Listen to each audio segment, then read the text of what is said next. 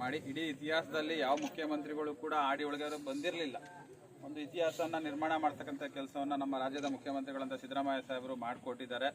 ಬಹುಶಃ ಏನು ನಮ್ಮ ತಾಲೂಕಿನಲ್ಲಿ 126 ಆಡಿಗಳು ಏನು ಬರ್ತದೆ ಎಲ್ರಿಗೂ ಕೂಡ ಒಂದು ವಿದ್ಯುತ್ ಸಂಪರ್ಕ ಕೇಂದ್ರವನ್ನು ಕೊಡಲೇಬೇಕು ಅಂತ ಮುಖ್ಯಮಂತ್ರಿಗಳು 4-5 ಬಾರಿ ಮೀಟಿಂಗ್ನ ಮಾಡಿ ಇವತ್ತು ನಾವು ಒಂದು ಚಾಲನೆಯನ್ನು ನಾವು ಕೊಟ್ಟಿದ್ದೀವಿ. ಸುಮಾರು 4.5 ಕೋಟಿ ವೆಚ್ಚದಲ್ಲಿ ಇದು ಚಾಲನೆಯನ್ನು ನಾವು ಎಲ್ಲ ಆಡಿಗಳಿಗೂ ಕೂಡ ಕೊಟ್ಟಿದ್ದೀವಿ. ಜೊತೆಗೆ ಈ ಒಂದು ಕೆರೆ ಆಡಿ ಬಹಳ ವಿಶೇಷತೆ, 41 ಕುಟುಂಬಗಳು ಇಲ್ಲಿ ವಾಸವಾಗ್ತಿರ್ತಕ್ಕಂಥದ್ದು. ಇವತ್ತು ಸುಮಾರು 15 ಮನೆಗಳನ್ನ ನಾವು ಕಟ್ಟಿಕೊಟ್ಟಿದ್ದೀವಿ.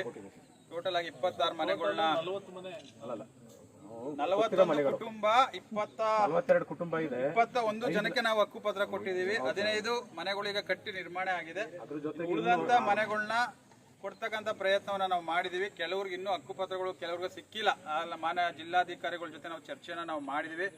ಬೆಳಿಗ್ಗೆನೂ ಕೂಡ ನಾನು ಕರೆ ಮಾಡಿ ಹಕ್ಕುಪತ್ರವನ್ನು ಕೊಡ್ತಕ್ಕಂಥ ಕೆಲಸವನ್ನ ಮಾಡಬೇಕು ಅಂತ ಮನವಿ ಮಾಡಿದೆ. ಅದೇ ಸರ್ಕಾರದ ವತಿಯಿಂದ ಜಿಲ್ಲಾ ಪಂಚಾಯತಿ ತಾಲೂಕ್ ಪಂಚಾಯತಿ ಸದಸ್ಯರಿಲ್ಲದಿರೋ ಕಾರಣದಿಂದ ಈ ಒಂದು ಹಕ್ಕುಪತ್ರಗಳನ್ನ ಅದಕ್ಕೆ ಸಿಗ್ನೇಚರ್ ಹಾಕಿ ಕೊಡೋಕ್ಕೆ ಅವಕಾಶ ಇಲ್ಲ ಅಂತ ಒಂದು ರಿಕ್ವೆಷನ್ಸ್ ಬಂದಿದೆ. ಮಿನಿಸ್ಟ್ರು ಮತ್ತೆ ನಮ್ಮ ನಗರಾಭಿವೃದ್ಧಿ ಮಿನಿಸ್ಟ್ರು 3 ಜನ ಮಿನಿಸ್ಟ್ರುಗಳನ್ನು ಕರೆದು ಅಲ್ಲಿ ಕಾರ್ಯಕ್ರಮನ ಮಾಡಬೇಕು ಅಂತೇಳಿ ಚರ್ಚೆಗಳಾದಂಥ ಸಂದರ್ಭದಲ್ಲಿ ನಾನು ಕೂಡ ಆ ಸಭೆಯಲ್ಲಿ ಆಸೀನರಾಗಿದ್ದೆ. ಮತ್ತು ಕಾವೇರಣ್ಣವರು ಬಂದಿದ್ದರು.